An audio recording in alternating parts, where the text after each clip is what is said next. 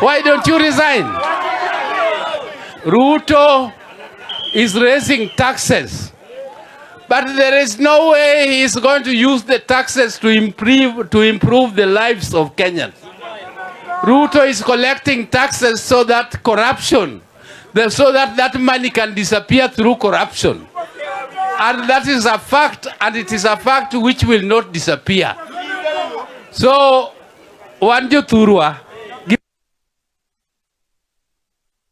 Neno kanyisa no neg jowaka. Nyochu neno ko neg jowaka. To joka ne miel ka ginyiero. Ka giwacho ni ni joluo ok pur, ni joluo oting'o sufuria e wigi, ni to wato wapuro. Sani eri koro giywak molojowa. Sani koro gin ma giywakie molojowa. To wan wakonegi, wan wawachonegi ni ywagura ywaga, wan be waling'ie matin.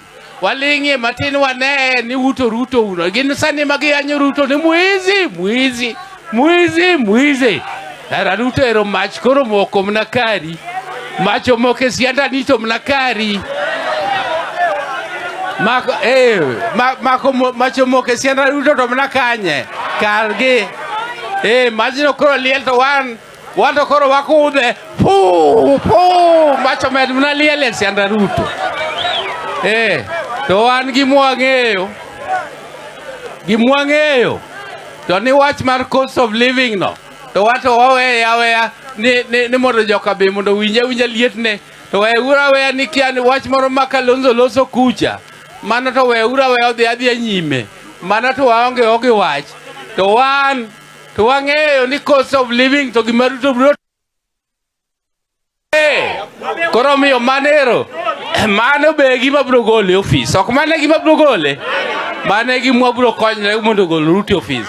So Ruto, just continue adding taxes so that all Kenyans can, because you are so dumb, you can't.